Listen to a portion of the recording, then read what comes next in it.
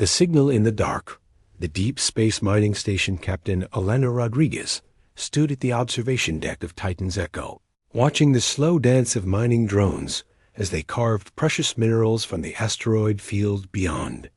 The station had been her home for 3 years now, a massive structure built into the hollowed remains of a dead moon.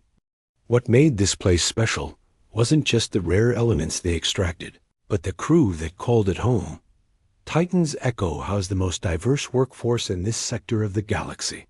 Humans worked alongside beings from 12 different species, each bringing their unique skills to the operation.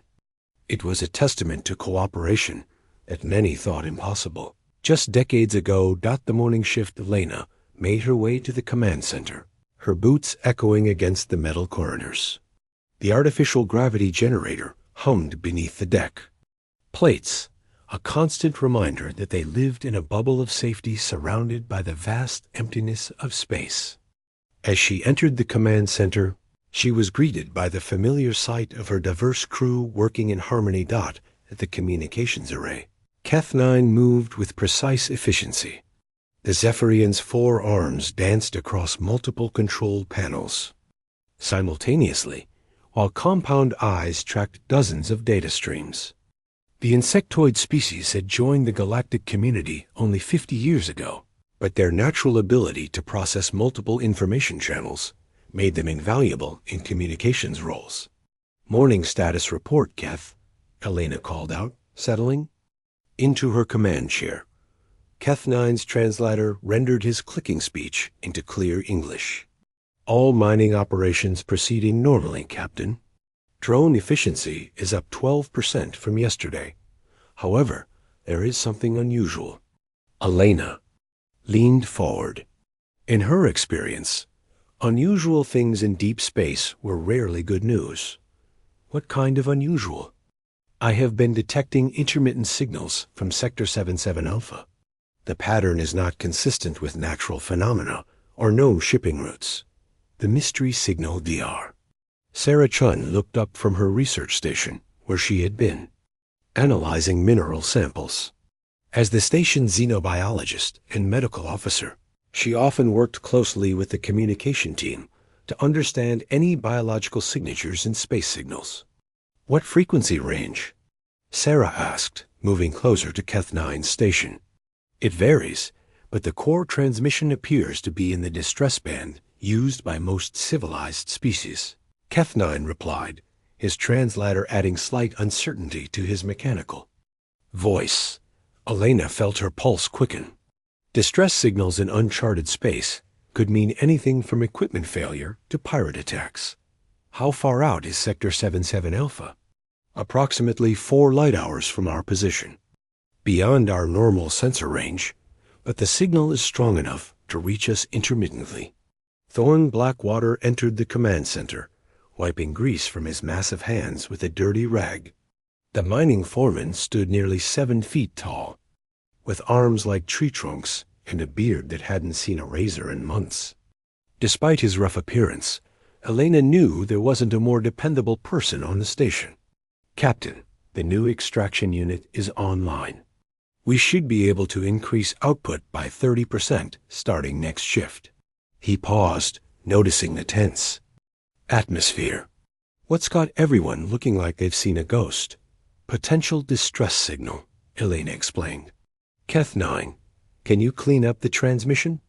Get me something we can actually analyze?" Fear and hesitation as Keth-9 worked to enhance the signal. Other crew members began to gather. Veltar, the station's energy systems manager, approached with movements that seemed to bend light around his crystalline form. The beings from his species communicated through harmonic vibrations that their translators converted to speech. "Captain Rodriguez, if I may express concern."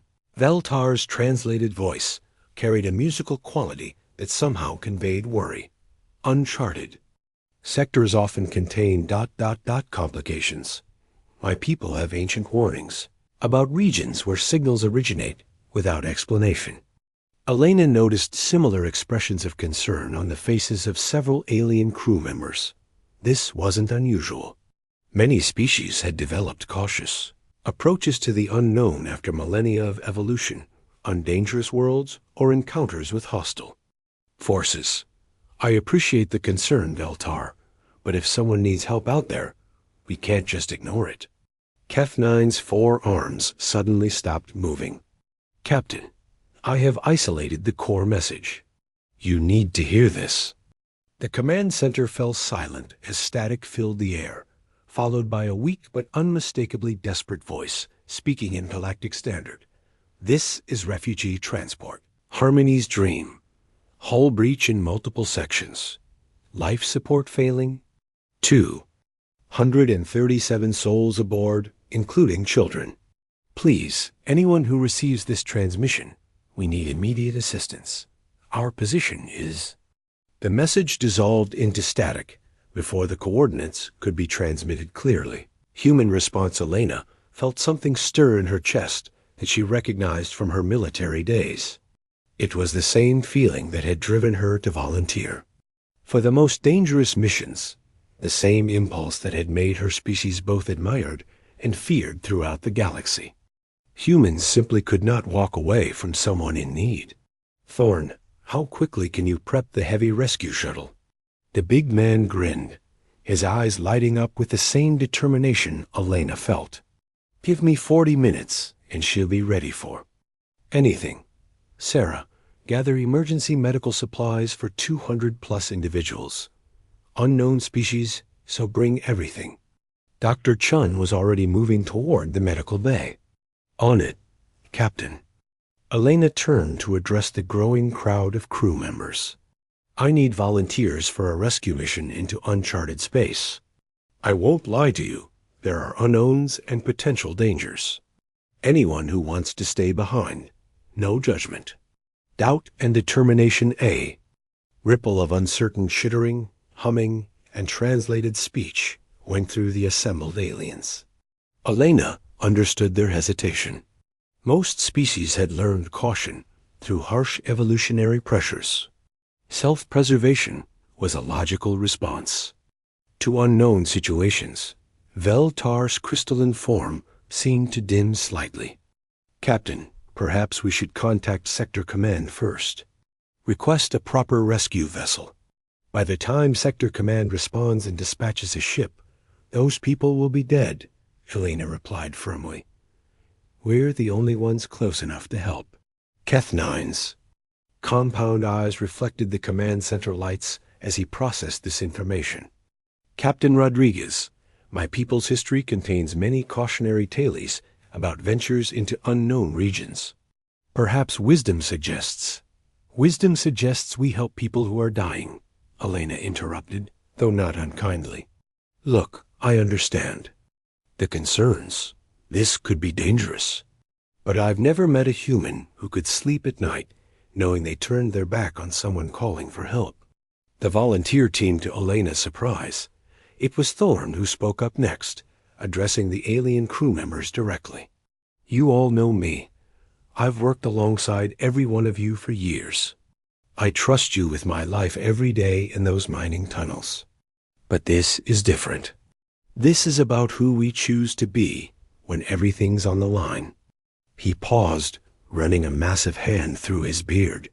Humans aren't smarter than the rest of you. Hell, half the time we're probably not even thinking straight. But there's something in us that just can't walk away from someone in trouble. Maybe it's stupid, maybe it's dangerous, but it's who we are. Dr. Chun's voice came over the intercom from the medical bay. Captain, I've got emergency supplies loaded. Whatever we're facing out there, we'll be ready. Elena felt a surge of pride in her human crew members, but she also noticed something else.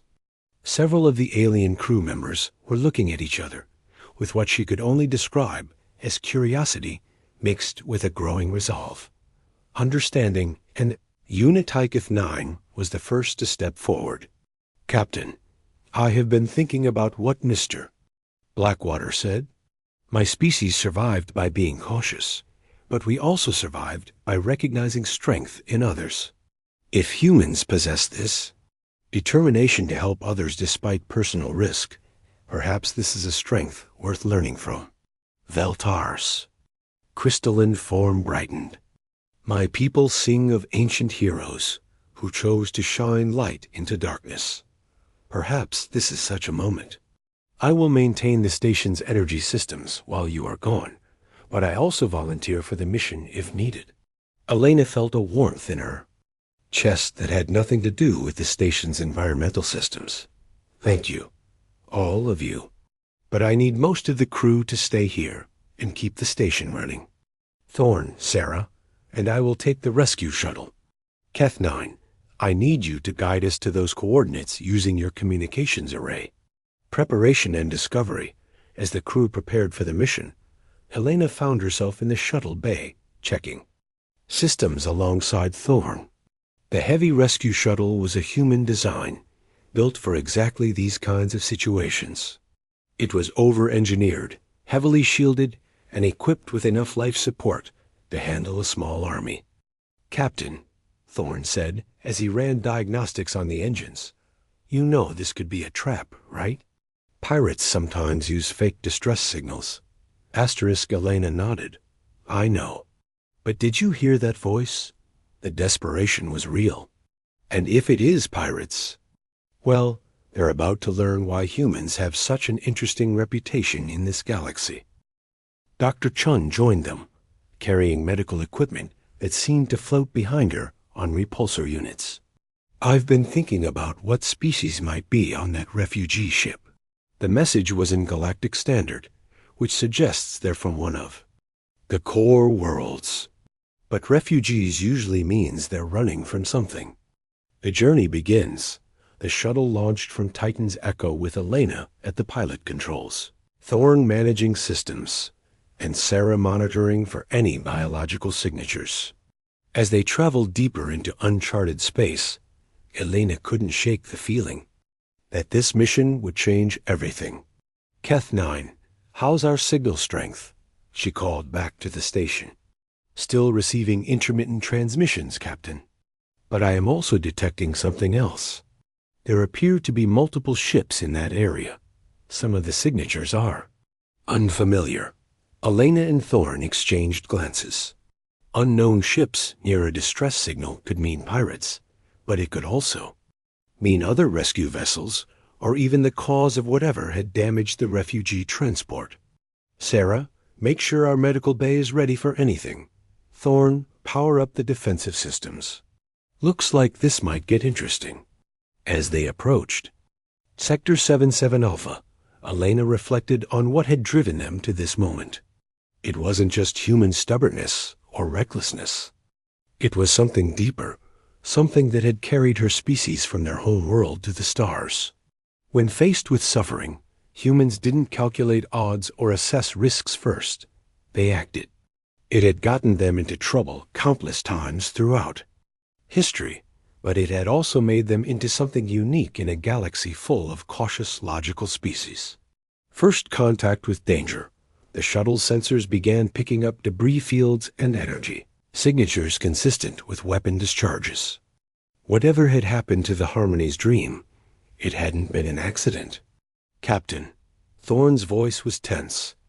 I'm reading multiple hull fragments scattered across a wide area. Looks like someone took that refugee ship apart piece by piece. Elena felt her jaw clench. Pirates, it had to be. But that didn't change anything. If there were survivors, they needed help. If there weren't, then whoever had done this needed to answer for it. Sarah, prep for mass casualty treatment. Thorn, keep those weapons ready. We're going in. As Titan's Echo faded behind them and the unknown dangers ahead grew closer, Elena Rodriguez led her small team toward whatever awaited them in the darkness. Behind them on the station, alien crew members watched their human colleagues disappear into the void, beginning to understand something fundamental about the species they worked alongside. When the universe presented humans with a choice between safety and doing what was right, they chose right every single time. It was simultaneously the most admirable and most terrifying thing about them.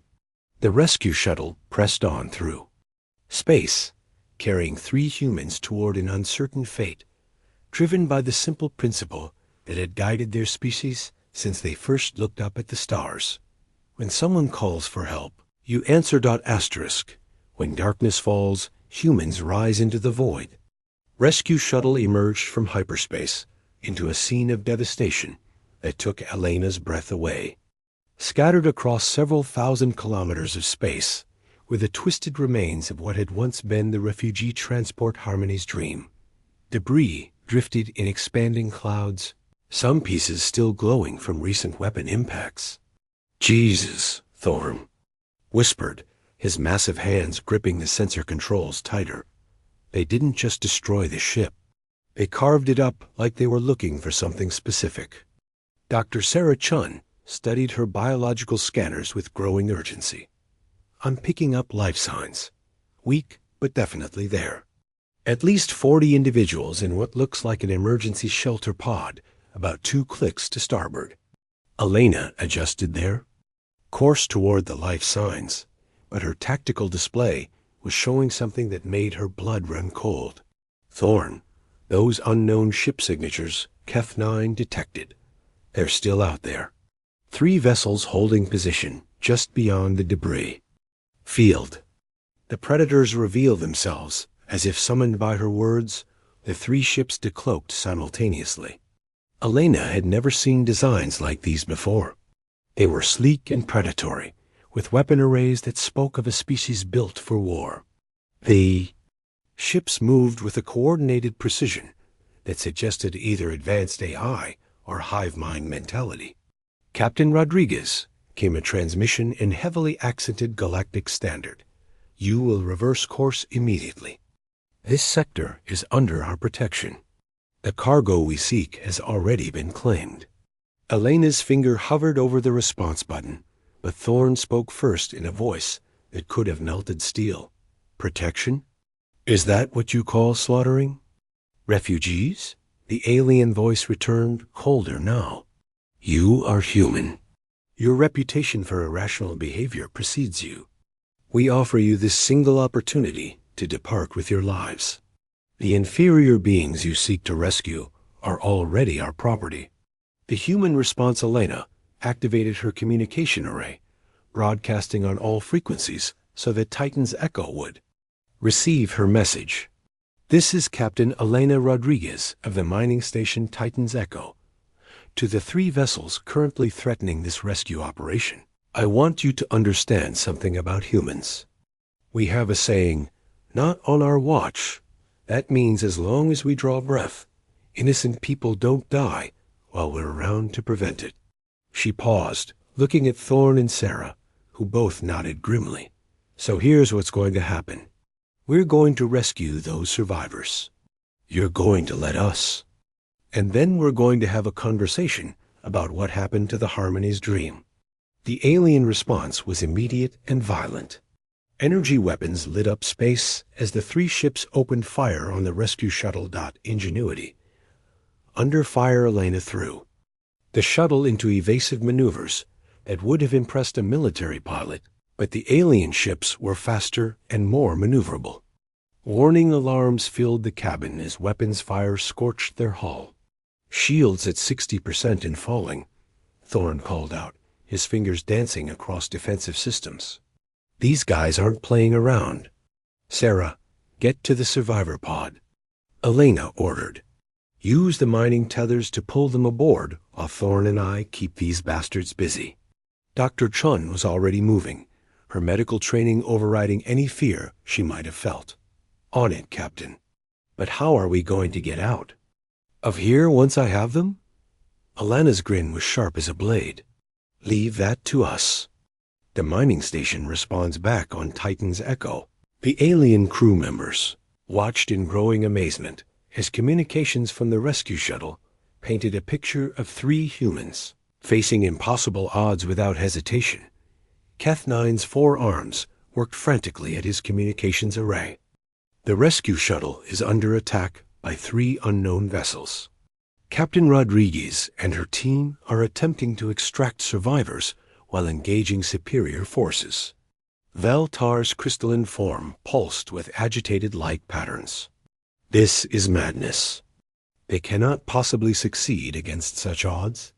But even as he spoke, the energy being was already rerouting power to the station's long-range sensors and defensive systems.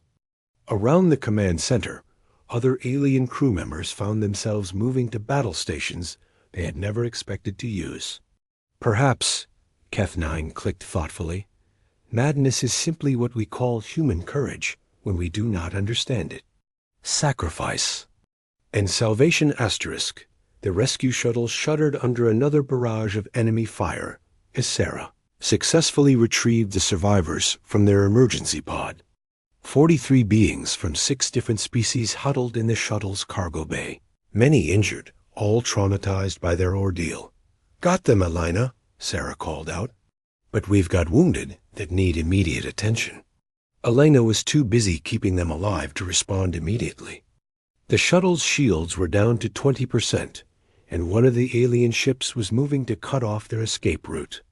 That's when she noticed something on her sensors that made her smile. "Thorn, you see that asteroid cluster at bearing 27 Mark IV? Yeah, but it's full of unstable mineral deposits. The kind that explode if you look at them wrong." "Exactly. Hold on to something." The human solution Elena dove the shuttle straight into the asteroid field, using every trick she had learned in 20 years of flying. The alien ships followed, confident in their superior technology. What they didn't understand was that humans had been turning disadvantages into advantages since they first learned to use tools. The shuttle weaved between asteroids that would have pulverized any normal pilot, while Elena's hands worked controls with the precision of a surgeon. Behind them, the alien ships struggled to match their maneuvers in the tight confines of the asteroid field. Now Thorn triggered the mining charges they had brought for emergency excavation. The explosions cascaded through the unstable mineral deposits, turning the entire asteroid field into a deadly light show. 2 of the alien ships were caught in the blast, their hulls cracking under the pressure. The 3rd ship, damaged but still functional, emerged from the far side of the field only to find itself facing something unexpected. The Echo Protocol Titan's Echo had moved. The massive mining station, propelled by engines that were never meant for combat maneuvering, had traveled 4 light hours in record time. It hung in space like an ancient fortress, mining equipment repurposed as weapons, work lights blazing like the eyes of some primordial beast. Asterisk. "Attention alien vessel," came Veltar's translated voice over all frequencies. "You have attacked our crew and murdered innocent refugees. This ends now." The alien ship attempted to flee, but found itself caught in tractor beams operated by beings who moved asteroids for a living. Mining drones swarmed around it like angry insects, cutting into its hull with precision tools designed to extract precious metals from solid rock. Understanding dawns as the rescue shuttle docked with Titans. Echo and medical teams rushed to treat the survivors. Elena found herself surrounded by her alien crew members. The expressions on their faces ranged from amazement to something approaching awe. Keth9 approached first, his translator barely able to keep up with the rapid clicking of his speech. "Captain Rodriguez, what you did today was statistically impossible. No rational being would have attempted such a mission." Elena was about to respond when Veltar A's harmonic voice interrupted.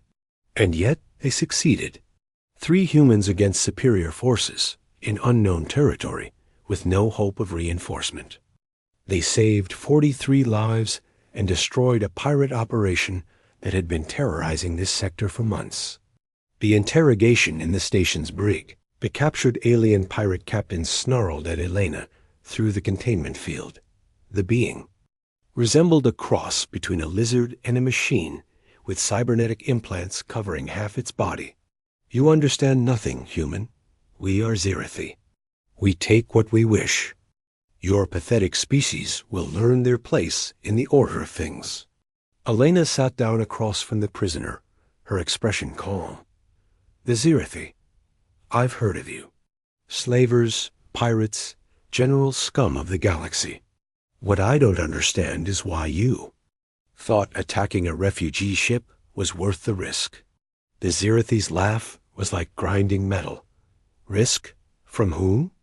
The Galactic Council issues stern warnings. Other species file protests. Only humans are stupid enough to actually fight. Exactly, Elena said quietly. Only humans are stupid enough to fight. Remember that. The new protocol later, in the command center, Elena addressed her crew. The rescued refugees had been treated and were recovering in guest quarters throughout the station. The Zirathi ship had been impounded, its crew held for Galactic Council justice. Today, we learned something important, Elena began. Not just about ourselves, but about what it means to work together. Every species brings something unique to our community. The Zephyrians bring precision and analytical thinking. The crystalline beings bring energy mastery and long-term planning. Humans bring something else. She paused, looking at each of her crew members. We bring the willingness to do what's right, even when it's dangerous, even when it's stupid, even when the odds are impossible. But that's not enough by itself. Today, we succeeded because all of you chose to support that human instinct with your own unique strengths. Keth9's translator rendered his thoughtful clicking. Captain, are you suggesting that human recklessness and alien caution might be complementary rather than contradictory? I'm suggesting, Elena replied, that when humans run toward danger, it helps to have friends who are smart enough to figure out how to make that work. The Echo Effect asterisk, word of what happened at Titan's Echo, spread throughout the sector faster than light-speed communication. The story of 3 humans taking on impossible odds to save refugees, supported by an alien crew who turned a mining station into a warship, became legend. Other mining operations, trading posts, and frontier settlements began implementing what became known as the Echo Protocol. When distress calls came in, teams would be formed combining human determination with alien expertise. The results were remarkable. Rescue missions that would have been impossible for any single species became routine. Pirates and slavers found themselves facing not just human aggression, but human aggression backed by alien intelligence, precision, and technology. The lesson learned. Dr. Sarah Chun stood in the medical bay, watching as Zirathi refugees, who had been enslaved for months, received treatment alongside the beings they had rescued. The irony wasn't lost on her that some of the pirate crew, once properly examined, showed signs of having been enslaved themselves before being forced into piracy. It's complicated out here, she said to Elena, who had come to check on the patients. Everything worth doing is complicated, Elena replied. The simple things are rarely worth the effort. Thorn joined them, his massive frame somehow gentle, as he helped a young Zephyrian refugee practice walking on her damaged legs. Captain, I've been thinking about what that Zirathi captain said, about humans being the only ones stupid enough to fight. What about it? Maybe he was right. Maybe. We are the only ones stupid enough to fight when the odds are bad and the cause is hopeless. He grinned, his beard split by white teeth. But maybe that's exactly what the galaxy needs. Someone stupid enough to try when everyone else is smart enough to give up. The new understanding, as Titan's Echo resumed its mining operations, now with 43 new temporary residents, Elena reflected on how much had changed. The alien crew members no longer looked at human behavior as inexplicable recklessness. Instead, they began to understand it as a different kind of intelligence, one that calculated moral imperatives alongside tactical odds. Keth9 had started a study of human decision-making patterns, trying to understand how her species consistently chose to act on principle rather than probability. Veltar had begun incorporating human-style rapid response capabilities into the station's emergency protocols. Most importantly, every species represented on Titan's Echo had begun to see how their strengths could complement human determination, rather than simply constraining it. The galactic response: when Galactic Council investigators arrived 3 days later, they found a mining station that had somehow transformed itself into the most effective anti-piracy operation in the sector. The official report recommended that the Echo Protocol be studied and potentially implemented at other frontier installations. The unofficial report, classified at the highest levels, contained a single line that would influence galactic policy. For generations, recommendation: when humans are present in any crisis situation, do not attempt to restrain their actions. Instead, determine how to best support and direct their efforts. Human recklessness, properly channeled, may be the most powerful force for good in the known galaxy. The final understanding 6 months later, Elena stood once again at the observation deck, watching mining drones work in the asteroid field. But now the scene was different. Human-designed rescue shuttles patrolled the perimeter. Alien-operated sensor arrays monitored for distress signals. Emergency response teams trained in mixed-species tactics stood ready for deployment. Thorn approached, carrying a message pad. "Captain, we just got word from Sector Command. They want to implement the Echo Protocol at 17 more installations. They're asking if you'd be willing to train the teams." Elena smiled, thinking about the strange path that had brought them here. A simple rescue mission had become something much larger, a new understanding between species that had seemed impossible just months ago. "Tell them yes," she said, "but make sure they understand the most important part of the protocol." Asterisk, which is? Elena's smile widened. "When someone calls for help, you answer. Everything else is just details." As the message went out across the galaxy, carried by Zephyrian communication networks, powered by crystalline energy systems, and guided by human determination, a new age of cooperation began. It was built on a simple principle that one species had always understood but had never been able to fully implement alone. Sometimes the right thing to do is also the hardest thing to do, and that's exactly when it matters most. The Echo Protocol spread from station to station, world to world, until it became more than just an emergency response procedure. It became a philosophy, a way of thinking that combined the best of what each species brought to the galactic community. And at its heart always was the simple human truth that had started it all. When darkness falls, you don't hide. You become the light.